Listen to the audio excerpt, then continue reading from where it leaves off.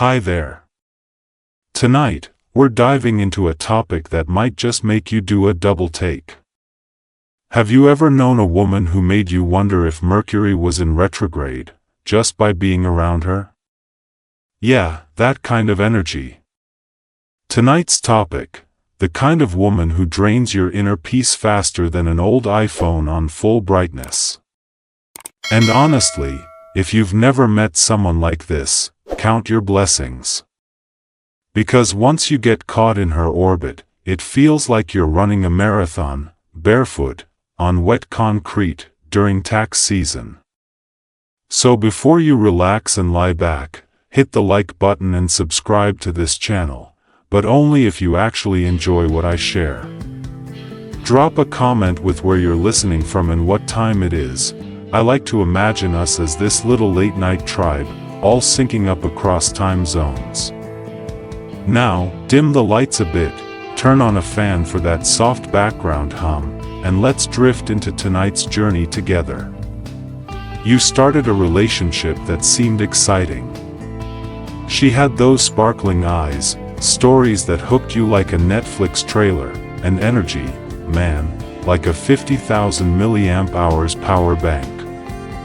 But just a few weeks in, you start to feel like you're living in a reality show called Keeping Up with the Emotional Turmoil. She doesn't just stir up drama, she lives for it. Every day is a cosmic level event. Forget to text "good night"? You're being emotionally distant. Accidentally liked someone's post? Betrayal. Breathing wrong? Another crime. And suddenly, you realize, this isn't a relationship, it's a full-blown play, and you've been cast as the one who's always at fault. Historians still debate whether Nero burned down Rome out of madness or despair, but if he had a girlfriend who constantly nitpicked and started fights, well, we might have an answer. You wanted a peaceful life, but instead, you're working full-time at the emotional circus. Sometimes you stare at the washing machine spinning and think, at least that thing makes sense. And sometimes, the chaos is disguised really well. She blames it on big feelings, her cycle, or says, "You just need to understand me better." But emotions are not an excuse to hurt someone. Just like you can't crash a car into someone and say, "Sorry, I was having a bad day." Did you know that in ancient Rome, they used to flood the Colosseum for mock naval battles called naumachia? They brought in boats and staged water fights to entertain the crowd. Sounds fun, right? But also exhausting. And you, being in a relationship with a low-value woman, are living in your own version of a daily naumachia. Every day, a battle. Every night, another emotional siren. Eventually, all you wish for is just one day without drama. But then your phone buzzes, and you sigh like a worn-out emperor, because you know, it's not going to be good news. Here's a fun fact. In the animal kingdom, female tamarin monkeys sometimes fake danger just to control their group. Sound familiar? She makes you believe it's all your fault. That you're not sensitive enough, loving enough, manly enough to understand her. But if you have to play therapist 24/7 just to keep things from falling apart, this isn't love. You start living on high alert. Like a night guard terrified that one wrong word will spark an explosion. She's not necessarily a bad person, she just can't manage her emotions. But you? You're not a dumping ground for them either. Remember the first trip you took together? The weather was perfect, music was good, everything felt peaceful. Until you asked, "What do you want to eat?" 45 minutes later, no answer, but you're already in trouble twice for not understanding her. Emotional instability isn't cute. It's not, I'm just sensitive. It's a firework with no timer, and you're the unwilling audience, with no choice where to sit. Worse yet, you start questioning yourself. Am I just emotionally unavailable? Or do I not get women? No. You're just caught in a type of energy the Stoics called pathos, uncontrolled emotion that clouds all reason. Marcus Aurelius once wrote, "You have power over your mind, not outside events." Realize this, and you will find strength. But if being around her makes your own mind feel like it's no longer yours, then you've abandoned yourself. You don't have to live in a tragedy. No one deserves to be stuck in chaos disguised as passion. So tonight, close your eyes. And imagine a day where no one blames you just for going to bed early. No passive-aggressive texts. No emotionally loaded questions. Just a day where you get to be yourself, in peace. And that, my friend, is the gift you've never allowed yourself to receive. You wake up to a beautiful morning. Sunlight slips through the curtains, birds chirp in the distance, coffee drips quietly in the kitchen. And then her first voicemail hits. 3 minutes and 47 seconds. The first 15 seconds? Dead silence. Then, "It's weird, why didn't you say good morning like you usually do?" Welcome to sign 2, the energy of endless demands. And no, these aren't simple requests like, "Spend more time with me" or "Let's go see a movie." These are constant, never-ending needs, like iOS updates. You think you're done, and then boom, new issue tomorrow. She needs you to validate her feelings 24/7. Prove your love every hour. Read her mind, guess the things she never says, but still be blamed when you just don't feel her. Like your Alexa, but with emotional AI. This mental exhaustion doesn't come from one big fight.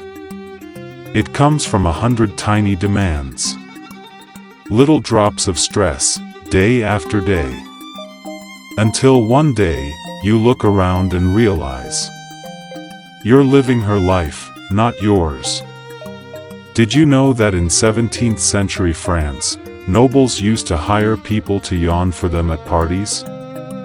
Because yawning was considered rude, so if they got tired, they'd just tap their servant and have them yawn on their behalf. I don't know about you, but I'm pretty sure if she lived back then, you'd be the guy yawning all night for both of you. The scary part? You've started defaulting to respond mode. Phone buzzes. Instant reply. She frowns. You're already asking what's wrong. Where you go, what you do, who you're with, always needs to be reported. Historians still debate why the Ottoman Empire fell, but one theory suggests that the sultans, surrounded by layers upon layers of people demanding privileges and personal gain, lost their grip. Likewise, if you keep giving in to everyone's demands, your own inner empire may silently collapse. You start losing yourself.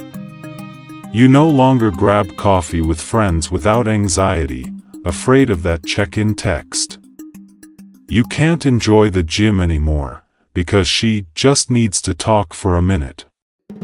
You don't even sleep deeply, because your dreams are filled with unread messages.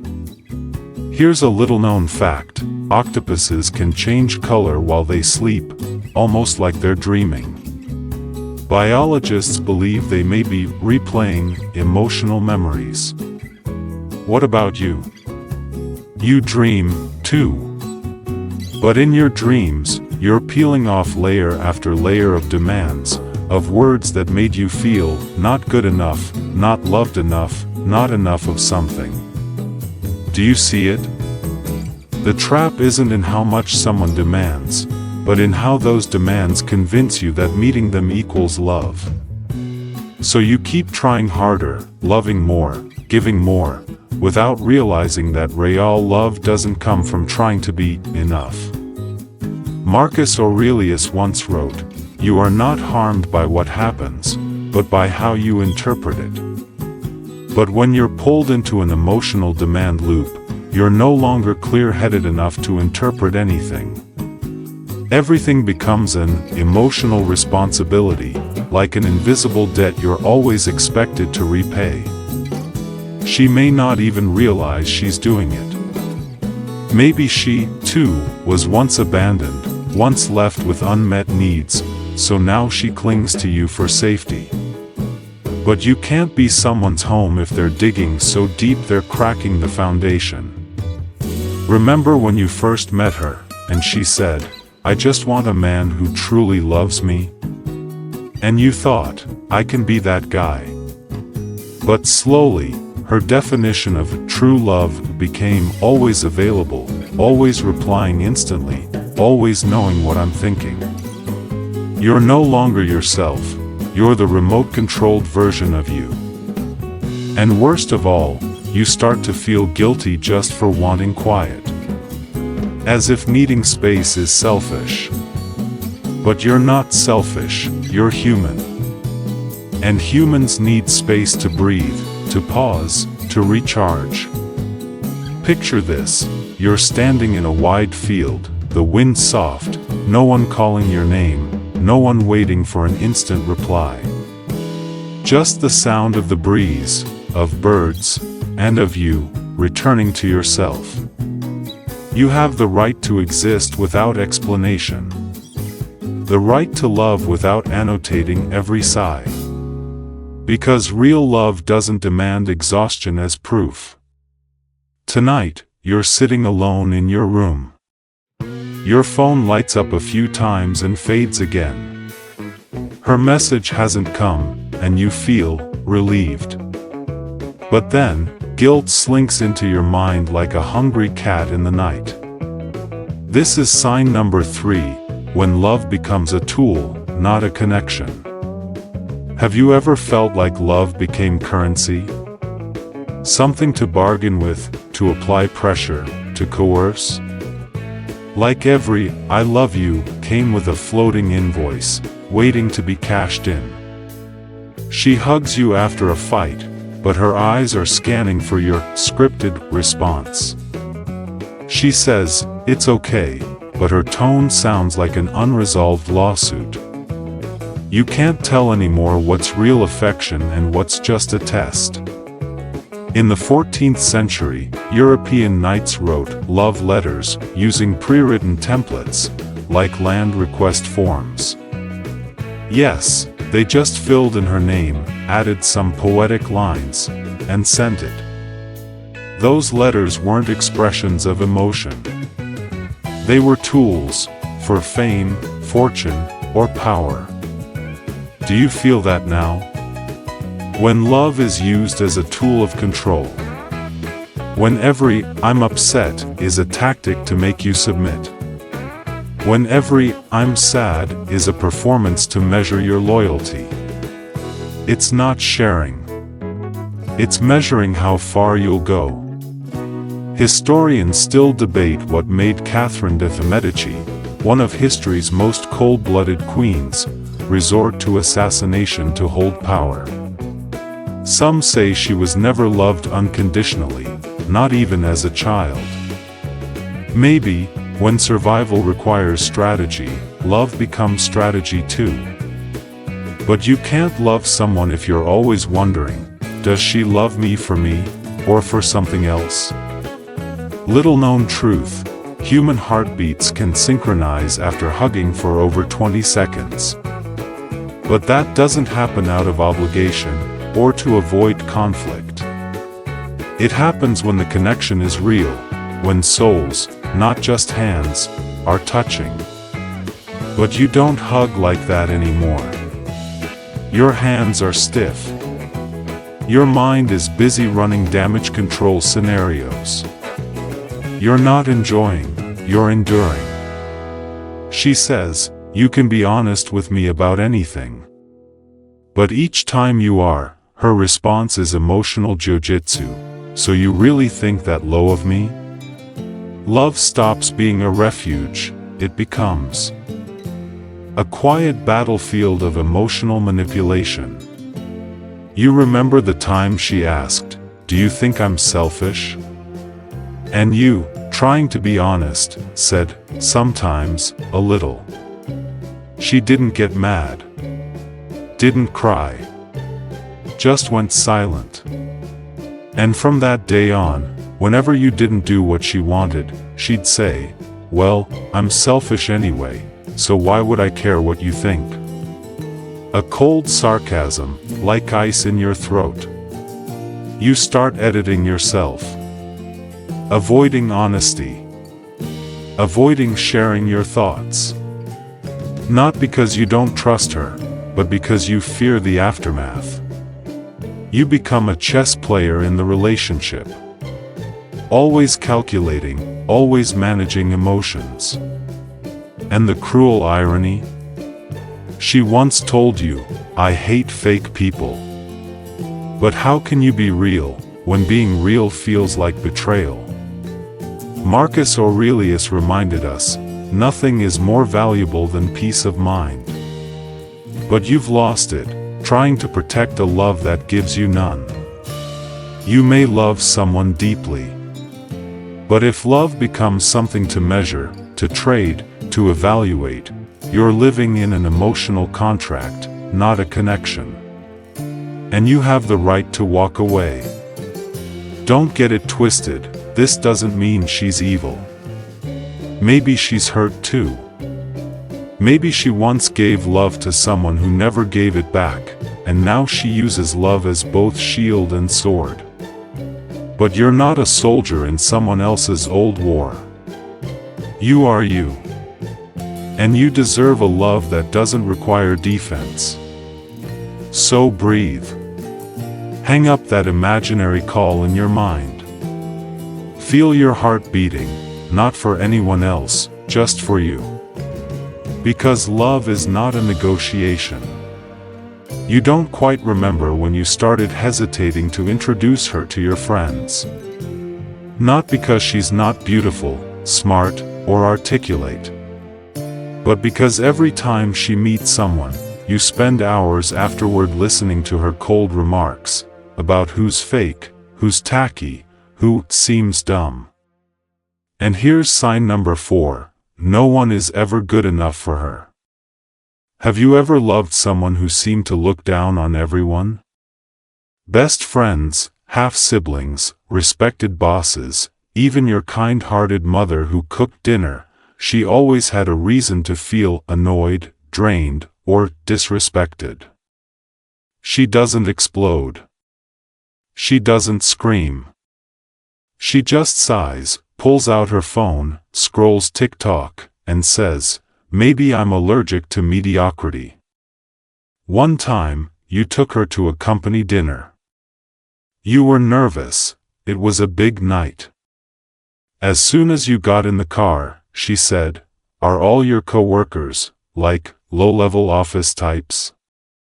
You gripped the steering wheel, trying to find a joke to steer the moment elsewhere. But inside, something cracked. In 1859, Charles Darwin introduced The Origin of Species, where he discussed natural selection. But few know he also said, humans are the only species that can exile others from a group purely for emotional reasons, not survival. She doesn't feel loved unless she feels superior. But that superiority doesn't come from doing better, only from putting others down. And you, silently, get sucked into that vortex of constant comparison. She criticizes your friend's fashion, though they were dressed fine. She mocks your mom for posting on Facebook, saying it's cringy. And she never says it flat out, just with lines like, "I'm just being honest," or, "You know I'm blunt." Another little-known truth: in the brain, the area that processes social dominance lies next to the one that controls anxiety. Meaning, people who need to appear above others often live in fear they're not enough. But when that fear happens too often, it becomes not insecurity, but toxicity. You start pulling away from friends. Not because you hate them, but because you're tired of cleaning up after every social gathering. Tired of her looks when someone makes an offhand joke. Tired of being the emotional translator, the peacemaker, the apology sender. And worst of all, you start thinking like her. You begin evaluating your friends, wondering if they're worthy. Not because you truly believe it, but because you're exhausted. You just don't want another fight. Historians still debate why Marie Antoinette, the infamous Queen of France, became so hated she sparked a revolution. Some say it wasn't just her extravagance. It was the way she made people feel. No one is ever good enough to be close to her. It's a subtle kind of isolation, not through violence, but through contempt. And you, in the role of the lover, start becoming the social censor. Avoid inviting this person. Keep that story quiet. Every gathering becomes an emotional minefield. Do you remember that ancient sunscreen made from crocodile dung? The one Egyptians once considered the pinnacle of beauty? It's proof that when someone believes deeply enough in something bizarre, they can pull an entire culture along with them. And she, with a subtle look of disdain, did the same to you. Marcus Aurelius once wrote, "Don't get caught up in other people's judgments. They don't live your life. But she lives inside you, like an internal voice whispering, don't get too close to them, or they're not good enough." You don't enjoy hanging out anymore. You don't feel at ease coming home. Because wherever you go, there's always someone who isn't good enough for her. Do you see it now? A low-value woman isn't someone without money, fame, or beauty. She's someone who doesn't know where real value lies. Not in being better than others, but in having the ability to respect them. And you're living in a mental space starved of oxygen. You're in love with someone who makes you shrink, just so she doesn't feel small. Take a breath. A deep one. Picture the face of an old friend, someone who used to make you laugh until it hurt, someone you pushed away for no good reason. You owe them an apology. But first, you owe yourself a wake-up call. There are mornings when you wake up and feel mute. You don't feel like talking. You don't feel like sharing, not about work, not about life, not even your emotions. Not because you don't trust her, but because you know every story will somehow turn into a subtle interrogation. Sign 5. She manipulates your emotions using guilt. At first, everything seems fine. You tell her you had a few beers with some old friends. She smiles faintly, says nothing. But that night, she's quiet. Then, days later, during a small argument, she suddenly says, "You had time to drink with your friends, but not time to text me." You freeze. Not because you did something wrong, but because you didn't expect that to still be in her head. Here's what many people miss. A low-value woman doesn't start loud wars. She uses silence, hints, and implications to make you feel like the guilty one. In 1971, psychologist Martin Seligman researched a phenomenon called learned helplessness. He found that when someone is repeatedly punished without understanding why, they eventually stop trying to resist. Do you get it? She doesn't need to yell. She just needs to make you unsure of what you did wrong, so you're always in a state of pre-apology. At first, you try to explain that you forgot to text because you were having fun, that you didn't mean anything by replying late, that you genuinely thought that gift would make her happy, not come off as thoughtless. But the more you explain, the more you feel like a child trying to please a fragile mother. Here's a truth few people know. Guilt triggers the same part of the brain as physical pain. That's why you feel exhausted, even though no one laid a finger on you. She doesn't accuse you. She just sighs. She doesn't criticize you. She just asks, "Do you ever think about how I feel?" You start living carefully, not because you want to be better, but because you're afraid of hurting her. You text more, report more, sacrifice your routines, cancel harmless hangouts. You convince yourself, love means caring. But really, you're being manipulated. You're not being loved like an adult. You're being controlled like a child who made a mistake. Historians still debate the relationship between Napoleon Bonaparte and his wife, Josephine. Some say Josephine wasn't the dazzling woman legend made her out to be, but a master of making Napoleon feel like he was never enough. By withdrawing, staying silent, and creating insecurity, she made one of Europe's most powerful men feel needy, fragile, and dependent. And you're in the same situation. You don't realize how your voice has faded. You stop talking about what excites you, because you're afraid it'll be picked apart, mocked, or turned into a weapon. You stop being honest about how you feel, because every confession gets twisted into proof that you're not attentive, irresponsible, or abandoning her. Remember that childhood game, Go with the Flow, where one kid says something, and the others exaggerate it just for fun? She does that too. Every time you slip up, she doesn't address it directly. She waits. She stores it up.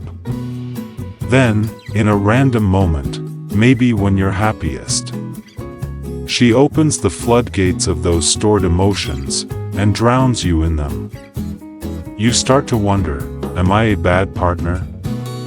But stop, ask the opposite. If you were bad, would you still be here, trying, changing, apologizing, sacrificing? Marcus Aurelius once wrote, "Learn to distinguish between real guilt and the feeling of guilt that's been assigned to you." You're not wrong for having a beer. You're not wrong for forgetting a text. You're not wrong for being yourself. What's wrong is letting someone make you believe that love means enduring endless guilt. You see, a low-value woman doesn't need to scream to hurt you. She just needs to make you doubt yourself. And once you stop trusting your own judgment, you hand her complete control. It's like Seligman's experiment. After a while, the dog no longer tried to escape the shocks. It just lay there, trembling, and endured. But you are not the dog in that experiment. You're a human being.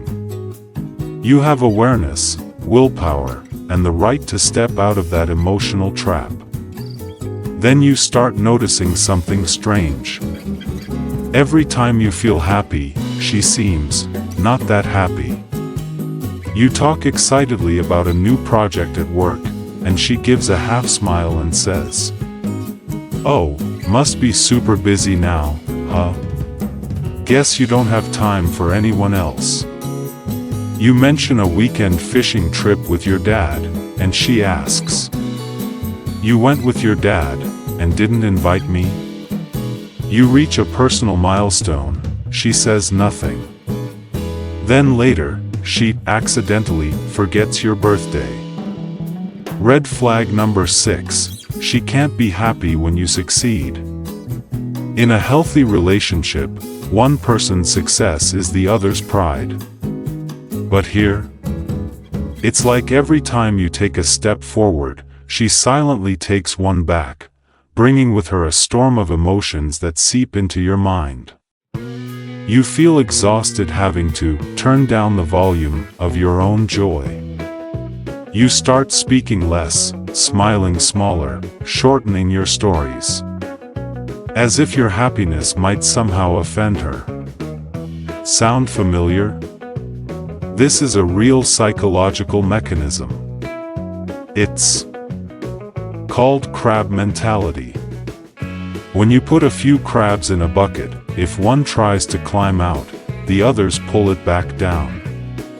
Not out of hate, but out of a competitive instinct. If I can't get out, then neither can you. She doesn't say she's jealous. She just starts draining your positive energy with passive-aggressive jokes, subtle digs, or even just a glance. Wow, look who's all happy. Here's a little-known truth. The human brain has something called mirror neurons. They help us feel what others feel. But if you're constantly receiving negative emotional signals from someone you love, your mirror neurons start reflecting those, making you feel sad too, even when you don't know why. You begin to self-censor your emotions. You smother your own joy. You convince yourself to be humble, modest, to stop showing off. But here's the thing. You're not showing off. You're just living your truth. Remember Roman Emperor Hadrian? He was known for his strength and rationality, but he had a tragic love affair with a young man named Antinous. Antinous had no power, no wealth. Yet rumor has it, Hadrian began shrinking his imperial ambitions just to keep Antinous emotionally stable. In the end, Antinous mysteriously drowned in the Nile. Historians still debate, was it an accident? Or an act of despair? Because he couldn't bear living beside someone who shined too brightly? You don't need to become Hadrian.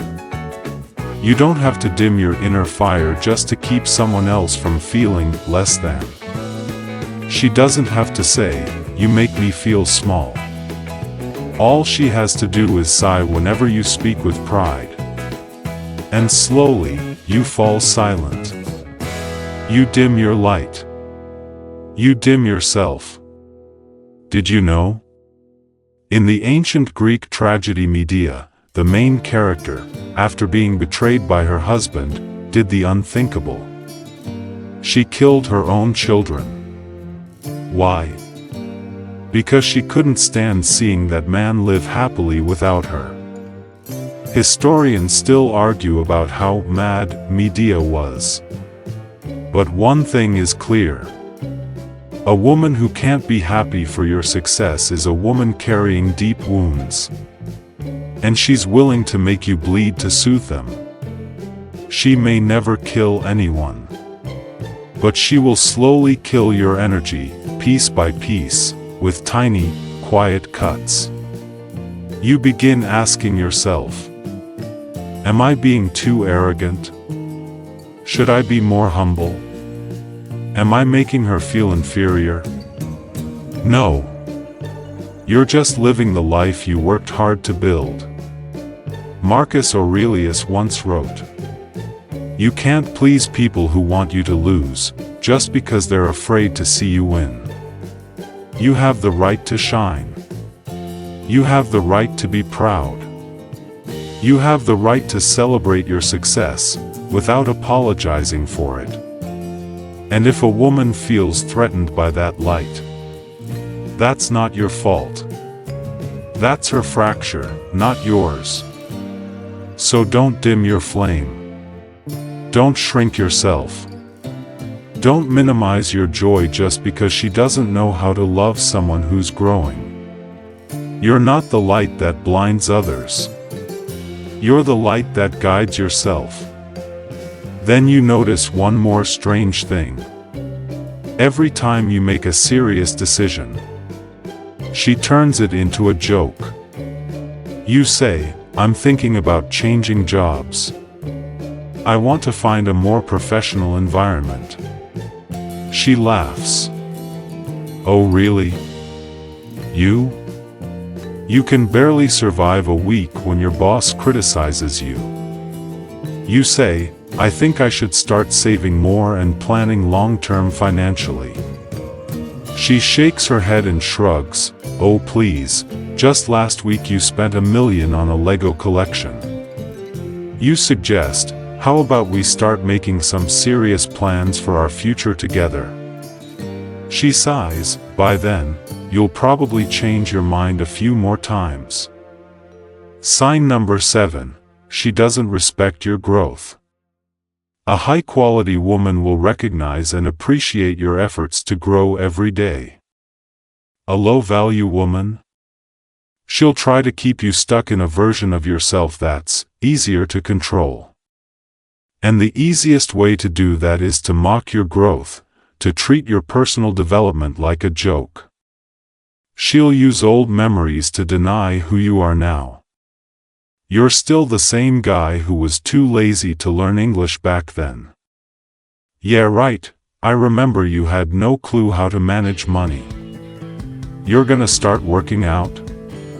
Please, you used to complain after walking 15 minutes. At first, you laugh along. Then later, it starts to sting. Like everything you've worked so hard for keeps getting dragged back to square one, not by your past, but by someone who insists on living in it. This is a subtle form of manipulation called infantilization, making someone feel like they're not grown up enough, not skilled enough, not trustworthy enough. And if you hear it often enough, you'll start to believe it. She doesn't need to say outright, "You can't do that." All she has to say is, "Sure, go ahead, remember how that turned out last time?" A strange truth, in psychology, there's something called imposter syndrome, when people feel like they don't deserve their success or aren't good enough. Ironically, it's the light teasing like this that fuels that feeling. You want to step into new territory, she brings up an old mistake. You try to act more mature, she mocks you with a petty memory. You see an open sky ahead, she pulls out an old photo of your 18-year-old self and holds it up like a mirror. Historians still debate why King George III of England, who ruled for nearly 60 years, was seen as mad in his later years. Some say he had porphyria. But some modern scholars believe it was because he was constantly surrounded by advisors who dismissed his true abilities, telling him he wasn't ready, wasn't stable, shouldn't make decisions alone. And eventually, he started to believe them. You don't have to be a king to know what it feels like to be infantilized. All it takes is sharing a new idea, and she reacts like you're a child talking nonsense. She doesn't see your journey as real. She sees it as a game, one she always wins, because she's the one who knew it all along. The dangerous part? You start adjusting your dreams to fit someone else's memory of you. You take a step forward, but glance back to see if she's laughing. And slowly, you start to believe. Yeah, maybe I haven't really changed that much. But you have. You have changed. You've grown. You think differently, feel differently, decide differently. Marcus Aurelius once said, "When someone tries to trap you in a past version of yourself, smile and keep walking, because you're not that person anymore." Exactly. You're not the 22-year-old who didn't know how to handle money. You're not the guy who quit the gym after 3 sessions. You're not stuck in your old comfort zone, and that unsettles her, because now, you're no longer predictable. And a woman who cannot respect your growth will never be able to walk with you into the next chapter of your life. That's why you need someone who doesn't just know your past, but believes in your future. Someone who doesn't laugh at your dreams, but listens quietly. Who doesn't bring up old failures, but recognizes new effort. Who doesn't ask you to go back to being who you were, but welcomes the man you're becoming. And if you're trapped in a small, outdated frame of who you used to be, step out of it. Don't let someone else rewrite your identity, just because they refuse to see you with fresh eyes. You've started to notice a new kind of behavior, one where she subtly, but painfully, puts you down. You talk about a new hobby, maybe learning piano or reading philosophy. She gives a light laugh. "Oh, piano? Probably just like last time, you'll quit halfway." You share your desire to take a course or learn a new skill. She replies, "Yeah, that's cool, just don't waste money like you did before." You open up about how your mindset is changing. She shrugs. Sounds like something you read off a quote online." Sign 8. She minimizes your efforts. These aren't curse words or screaming matches. They're soft jabs, little offhand comments, like cuts that run deeper than you realize in the moment. You start doubting yourself. Is what you're doing really important? Are you wasting your time? Is she right when she says your efforts are just nonsense? There's a famous story in history about the poet Emily Dickinson, a woman who lived in solitude and was often seen by her own family as talentless and insignificant. And yet, she kept writing, leaving behind timeless works for the world. Historians still debate how much loneliness and criticism impacted her, but no one denies her incredible persistence. Here's the strange truth. When people don't feel valuable themselves, they tend to tear others down. It's like a way to comfort themselves. "Well, at least I'm not that bad." When you're encouraged, you push your limits. You dare to dream bigger. But when you're constantly put down, you shrink. You fear failure. You fear being laughed at. And you know what? There's a psychological concept called the self-fulfilling prophecy, the idea that if you believe something enough, it becomes true. If you believe you can't do it, you won't. If you hear you're useless enough times, eventually, you start to believe it. You don't need a woman who makes you doubt yourself. You need someone who lifts you up, who believes in you, who gives you space to grow. Do you remember the story of Thomas Edison? He failed thousands of times before inventing the light bulb. He didn't let anyone diminish his efforts. He said, "I have not failed. I've just found 10,000 ways that won't work." You have the right to have your efforts, big or small, respected. And if the woman beside you can't see that, then maybe she's not the one meant to walk beside you. Life is hard enough. You don't need someone who makes you question your own worth. Remember, your value is not defined by criticism or skeptical stares. You are valuable simply because you are you. And you deserve someone who believes that. You're starting to notice something else. Every time you achieve a small success, instead of celebrating with you, she gets jealous, or dismisses it.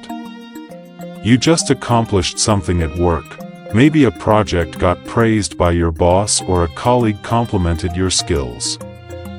And she casually asks, "Is that really a big deal? Anyone could have done that." You share a personal win, like running 5K after weeks of training. She scoffs. "Wow, proud of that? Plenty of people run marathons and don't brag about it." You mention a new hobby or a skill you've been learning, maybe you cooked a complicated dish.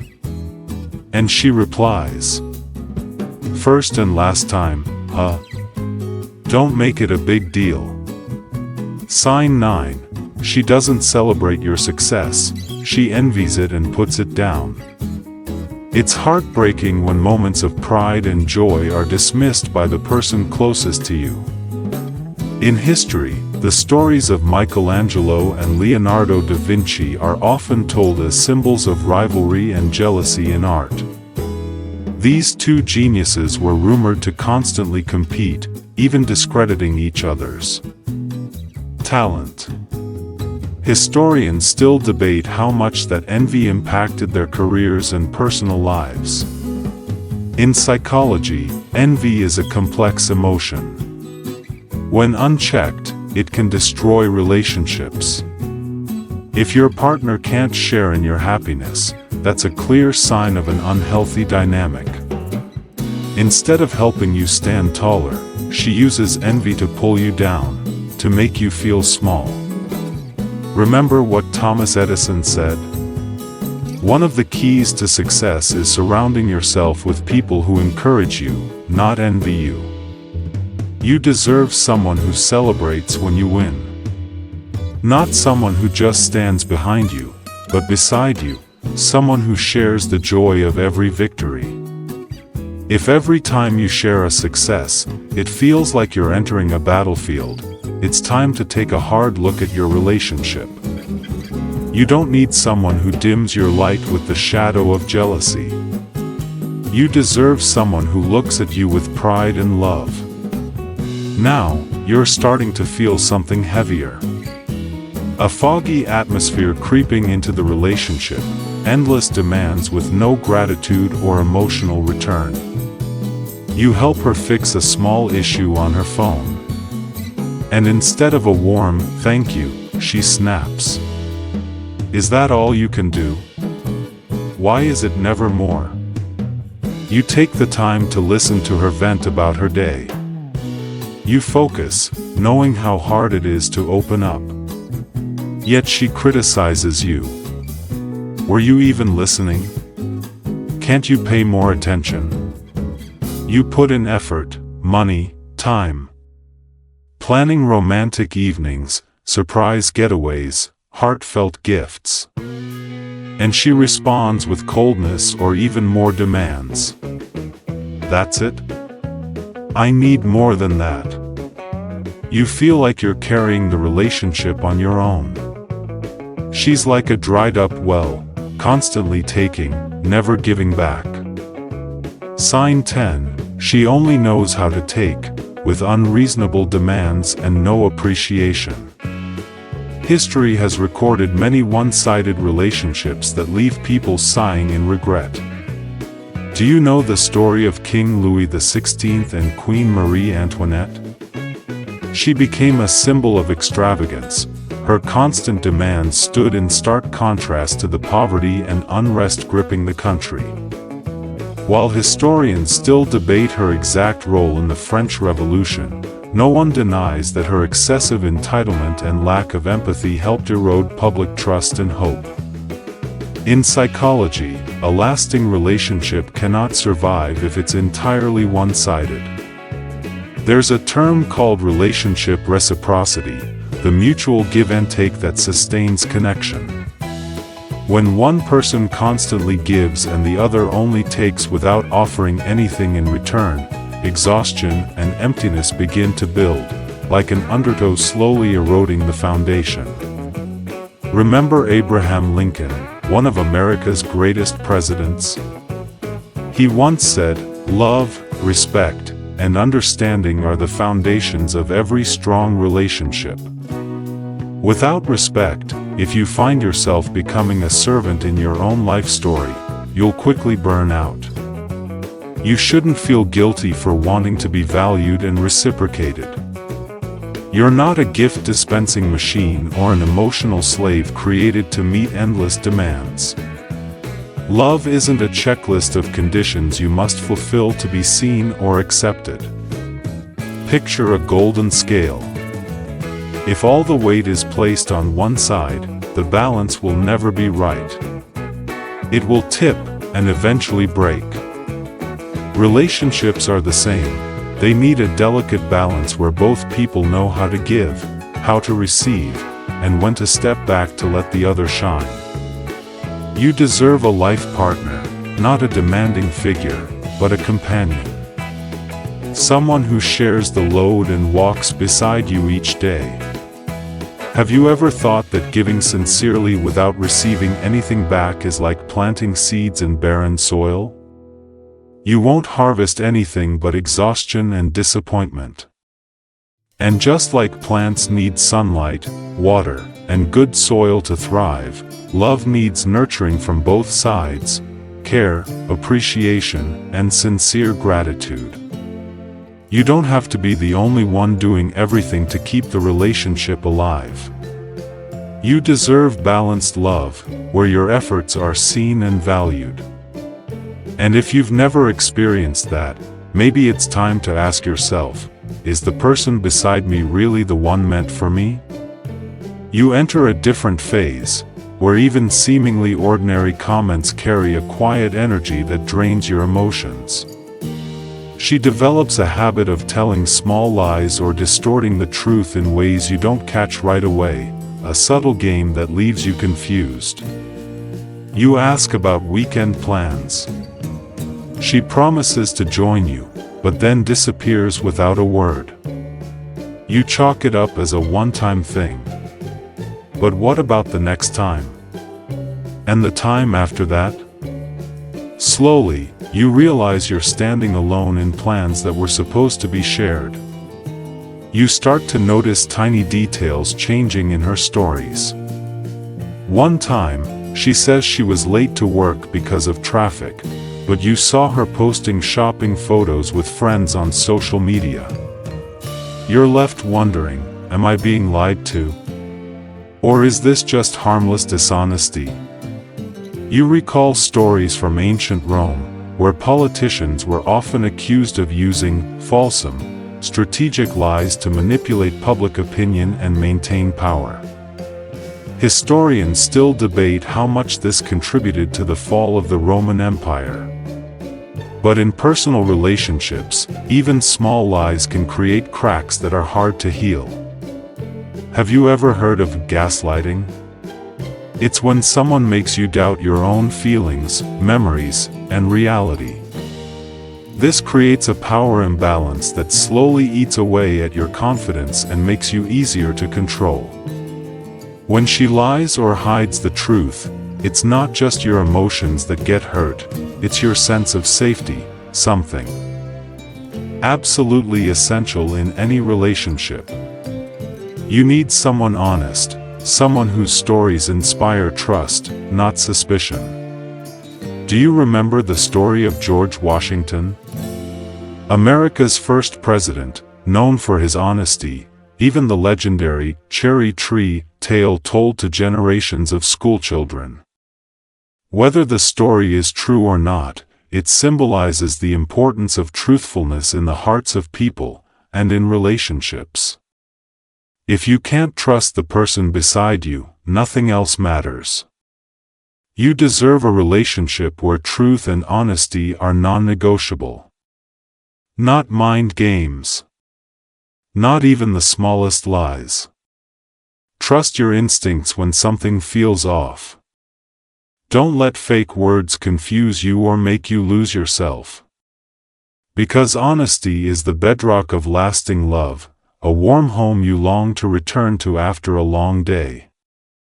You start to realize that aside from entitlement and dishonesty, there's another red flag you can't ignore. She constantly creates drama. Unnecessary arguments. Tense situations that she stirs up herself.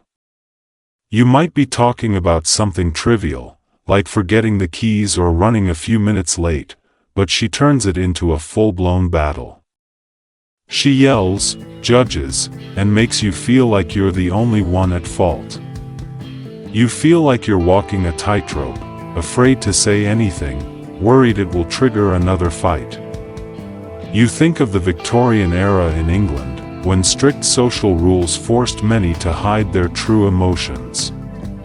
But behind the black gowns and rigid etiquette, there were stories of explosive arguments and simmering conflicts even among the most noble families. Historians still debate just how psychologically suffocating that society was. Drama is like a small but constant storm, one that chips away at your emotional stability and drains your mental energy. Have you ever heard of emotional exhaustion? It happens when you're under continuous stress without any pause to recover. And drama is one of the most common sources of that exhaustion in relationships. You are not an actor on her stage, forced to endure scene after scene of never-ending theatrics. You're a real person with real emotions, and you deserve peace, not to be caught in an endless cycle of emotional turmoil. When drama keeps happening, you start losing faith in the stability and safety of the relationship.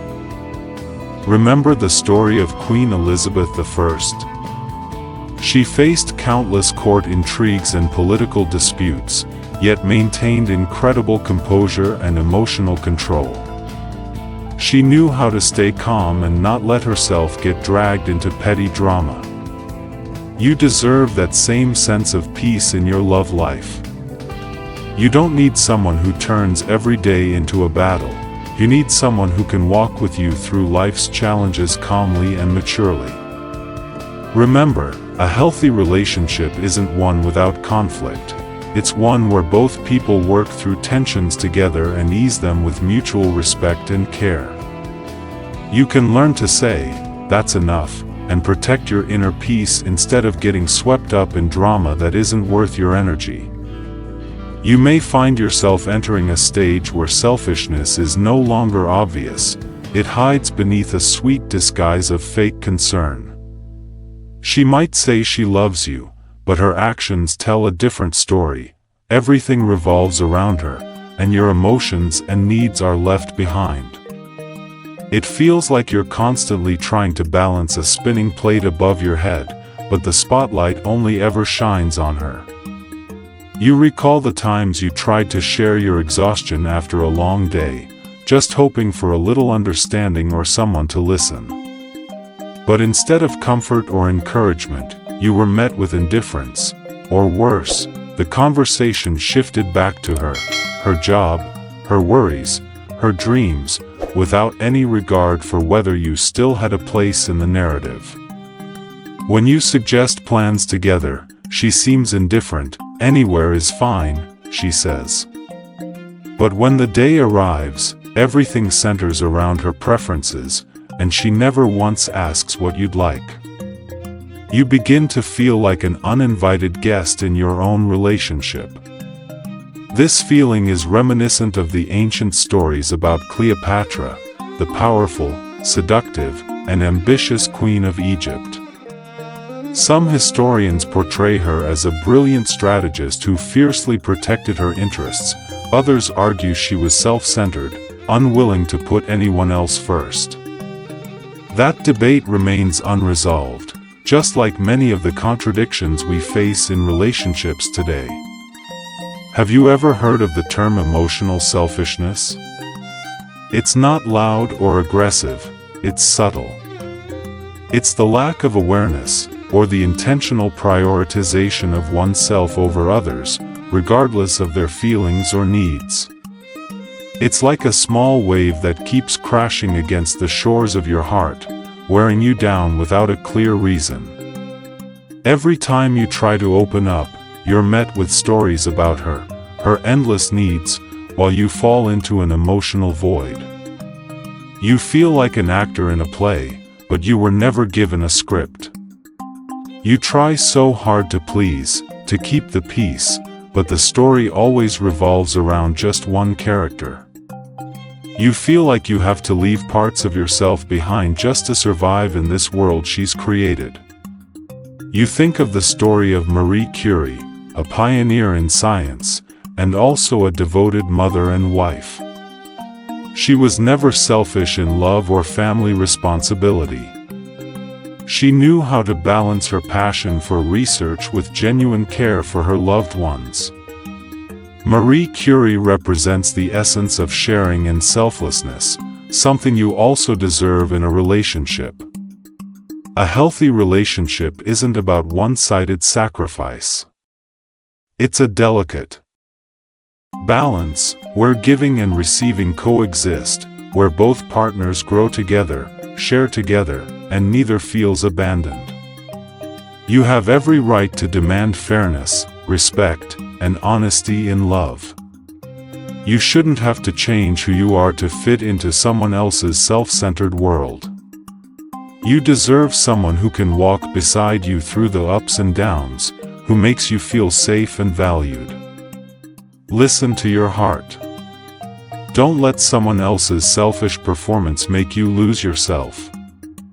You don't have to be the lead actor in a script you didn't write. You can choose to walk off that stage, to find a new story, a new person, someone who truly and wholly loves you. Because in the end, love is about sharing, not about possession or manipulation. There's one powerful sign that often gets overlooked: a lack of accountability for one's own emotions and actions in a relationship. She tends to blame you, the circumstances, even the world, anything but herself, when things go wrong. You hear things like, "You made me feel this way," or, "If you hadn't done that, things would be fine." But in truth, she's avoiding responsibility. Did you know that even in ancient Rome, the Stoic philosopher Epictetus emphasized that true freedom comes when we take responsibility for our thoughts and actions? He taught, it's not events themselves that disturb us, but our interpretation of them. Historians still debate how Stoic philosophers applied these ideas in everyday life, but the lesson remains timeless and essential, even today. You're exhausted from constantly playing detective, deciphering her words laced with blame and hidden meanings just to understand what went wrong. What you want is someone who knows how to pause, own their mistakes, and make things right, without pushing you into a corner where you're always defending yourself. This kind of dynamic not only strains the relationship, it eats away at your sense of security and mental well-being. Have you ever heard of gaslighting? It's a psychological manipulation tactic that makes someone doubt their own perceptions. Even if it's not always that extreme, constant blaming and avoidance of accountability can be early signs of manipulation. Do you remember the story of Marcus Aurelius, the Roman emperor and renowned Stoic philosopher? He went through many personal and political struggles, yet he always maintained self-control and took responsibility for his actions. Marcus never blamed others or his circumstances. Instead, he focused on adjusting himself to live a better life. You, too, deserve to be treated with the same respect and accountability in a relationship. You don't have to be like a leaf in the wind, constantly changing to please others without having a voice of your own. You deserve someone who takes responsibility, someone who doesn't run from it or use words to manipulate you. Remember, a healthy relationship is where two people grow together, and both take ownership of their actions and emotions. Not everyone is capable of that, but when you meet the right person, everything feels lighter, more meaningful. You don't have to hold on to relationships that make you doubt yourself or rob you of your inner freedom. And if you can, start with yourself. Acknowledge and take responsibility for your own emotions, so you can create a healthy space where a relationship can truly thrive. Now, you're entering the final stillness of this journey. This isn't just an ending, it's the beginning of a deeper awareness of yourself and the relationships you'll build in the future. You might feel tired. You might feel pain. But you might also feel a sense of relief, because now, you hold a light to guide your path. Remember Socrates, the great Greek philosopher, who once said, "The unexamined life is not worth living." He was the embodiment of self-reflection and growth, always questioning to uncover the true nature of humanity and the world. Historians still debate whether he was the first to lay the foundation for a life of conscious responsibility, but there's no doubt that his teachings have inspired generations. And here you are, in this quiet space, feeling each breath, sensing a warmth radiating from deep within. You no longer need to rush, to try and make others change, or to live according to their expectations. You now know that peace comes from understanding and honoring your own freedom.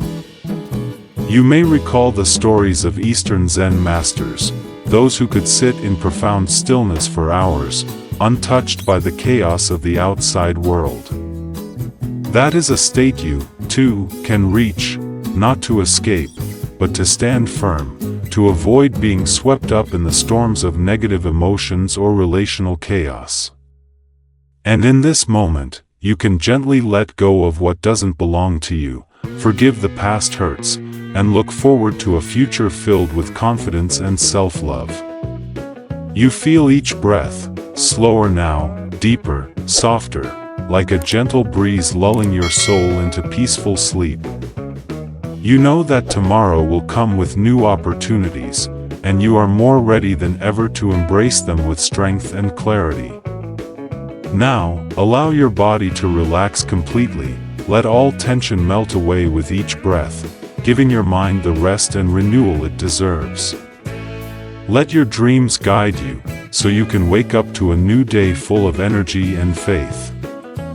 And as you hear my final whisper, let your soul drift gently into the deepest, sweetest sleep. End of script. Sweet dreams.